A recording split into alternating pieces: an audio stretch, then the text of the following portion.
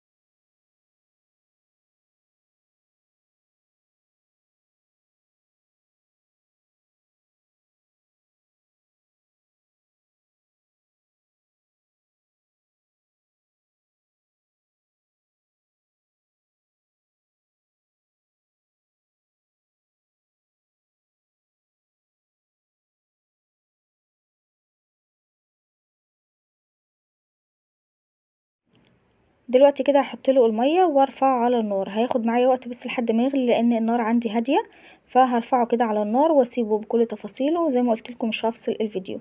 هقول لكم عملت ايه هنا تاني. حطيت بصل كده مفروم وجزر مفروم وطماطم مفرومه مع العدس والميه، رفعتهم كده على النار.